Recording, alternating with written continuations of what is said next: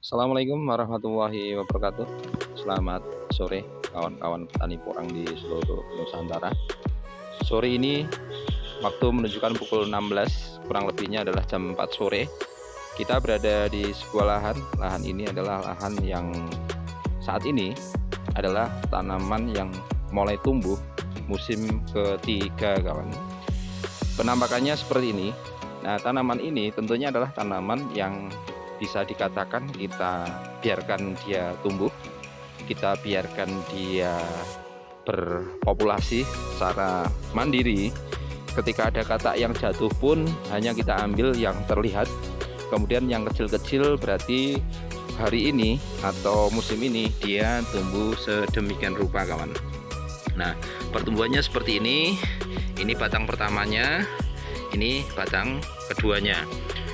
Nah, kemudian untuk pertumbuhan dari batang pertama ke batang yang lain juga seperti ini, artinya bentuknya seperti ini, tidak mengalami perkembangan dari batang pertama kedua yang begitu wah pembesarannya.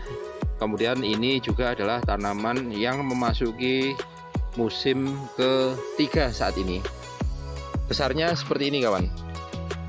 Nah, demikian kenapa kok bisa tanaman porang itu ini sudah memasuki musim ketiga, akan tetapi bentuknya dari besaran batang terlihat jelas bahwa besaran batangnya kurang lebih 1 ibu jari tangan dan agak besar sedikit lah, meskipun ada beberapa tanaman yang besarannya saat ini adalah sekitar 1 jempol kaki atau bahkan lebih dari jempol kaki, kawan. Kemudian beberapa tanaman juga saat ini baru mulai tumbuh, kawan. Nah, ini adalah tanaman yang saat ini baru mulai tumbuh. Nah, tanaman yang ada di lahan ini kurang lebih luasnya adalah setengah hektar. Itu kita biarkan mereka tumbuh alami, kita biarkan mereka itu berkembang biak sendiri di lahan ini. Kemudian dalam proses pemanenannya tentu akan memakan waktu yang lebih lama dibandingkan dengan tanaman yang kita tanam secara berurutan. Kita buat bedengan, kemudian kita beri pupuk dasar, kemudian kita rawat secara maksimal. Gulma-gulma yang tumbuh di lahan ini juga kita biarkan, hanya sesekali kita semprot menggunakan herbisida, itu pun pada area-area yang tentunya agak jauh dari tanaman porang itu sendiri. Kawan-kawan nanti bisa menyimpulkan bahwa tanaman yang saat ini memasuki musim ketiga kemudian dibandingkan dengan tanaman porang yang sama-sama kita tanam dalam waktu yang sama, kemudian saat ini hanya baru memasuki musim kedua, itu besaran batang yang pada video lalu kita sampaikan ke kawan-kawan yang kita tanam di lahan terbuka, besarannya bisa dikatakan lebih besar dari tanaman yang ada di lahan ini. Untuk lahan ini adalah lahan naungan yang mayoritas ditanami oleh pepohonan sengon, kawan. Ada sengonnya, ada jengkol, kemudian ada juga cengkeh. Nah, kalau kita lihat ke atas, lahan ini sudah cukup rindang. Kalau untuk sengatan sinar matahari barangkali tidak begitu menyengat masuk ke area tanaman porang. Hal itulah yang barangkali menyebabkan bahwa tanaman porang yang tumbuh secara alamiah itu akan sedikit terhambat pertumbuhannya, karena satu, kalau dia ditanam di lahan naungan, otomatis intensitas sinar matahari yang masuk ke dalam lahan ini agak berkurang. Kemudian pada lahan terbuka, batang yang sedemikian besarnya saat ini tentunya sudah memunculkan tunas susulan yang kedua. Kemudian besaran tunas susulan kedua pun bisa dikatakan besarnya kurang lebih ada yang 3 kali lipat dari besar batang ini, ada yang 2 kali lipat, bahkan ada yang 5 kali lipat dari besaran batang ini. Tetapi yang terlihat di kamera adalah kalau kita tanam porang dengan sistem liar seperti ini, tidak kita rawat, tidak kita bedeng, tidak kita berikan pupuk dasar, itu yang terjadi adalah bahwa masa panen akan lebih mundur, kawan. Karena tentunya kalau batang-batang yang sebesar ini kita panen, itu besaran umbi yang ada di dalam tanah kurang lebih hanya sekitar 3 ons sampai setengah kilo. Nah kemudian yang agak besar itu paling hanya sekitar 1 kilo. Nah itulah mengapa kadang-kala kita memberikan pilihan kepada petani mau menggunakan sistem tanam yang seperti ini boleh.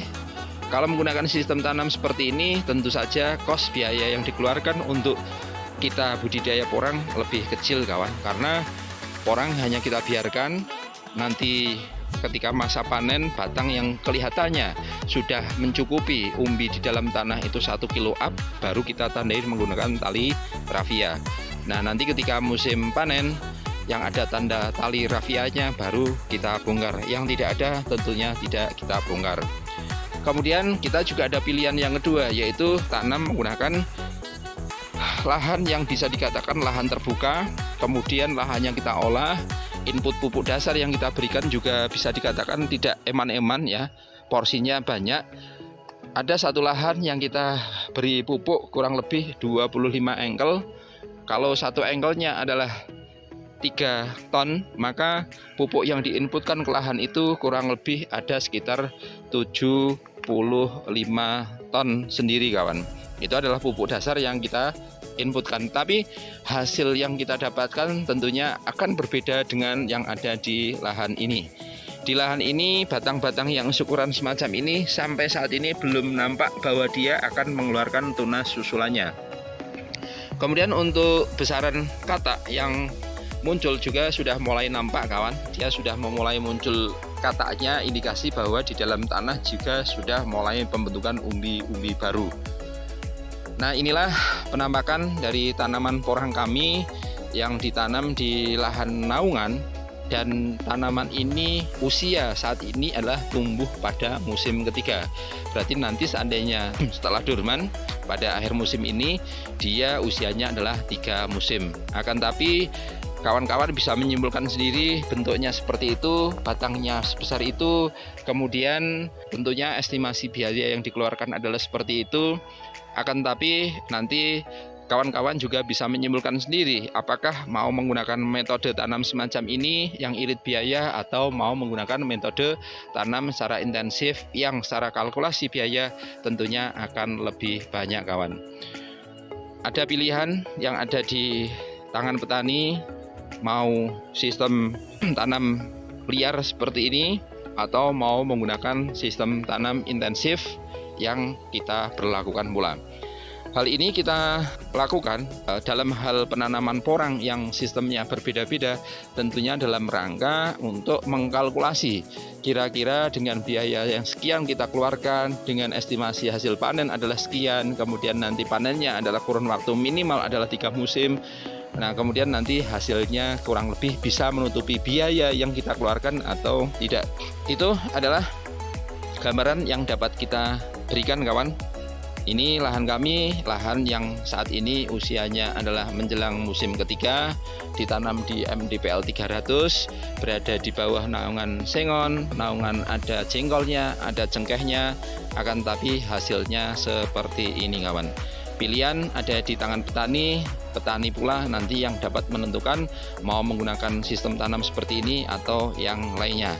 Karena tentunya semuanya ada kelebihan dan ada kekurangannya masing-masing kawan. Terima kasih atas atensinya, terima kasih yang sudah like, subscribe, ataupun yang sudah share video-video yang ada di dalam channel ini. Semoga perkembangan channel ini dapat memberikan informasi-informasi berharga bagi kawan-kawan petani porang.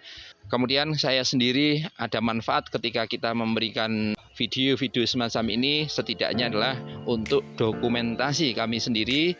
Barangkali waktu pemupukan itu tanggal berapa, kemudian waktu penanggulangan gulma seperti apa, kemudian kalkulasi biaya seperti apa, itu terdokumentasi dalam video-video yang kita share dalam channel Serba Serbi Informasi kawan. Selamat sore, selamat kembali ke rumah, salam sukses dari kami, tetap semangat tanam porang, semoga saja harga umbi porang di musim ini lebih baik daripada musim yang lalu kawan. Nah itulah keluh kesah dari petani, kadang-kala ketika hasil panen melimpah, harga di pasaran akan lebih rendah. Tapi ketika barang di pasaran itu sangat sedikit, maka biasanya harga akan melambung tinggi. Nah kita sebagai petani yang penting hanya bisa ikhtiar bagaimana kita tanam porang, harapannya tentunya adalah dapat untuk menghidupi keluarga kita, untuk menghasilkan rezeki yang tentunya takaran rezeki dari satu orang ke orang yang lain berbeda-beda, kawan. Terima kasih, salam sukses dari kami. Assalamualaikum warahmatullahi wabarakatuh.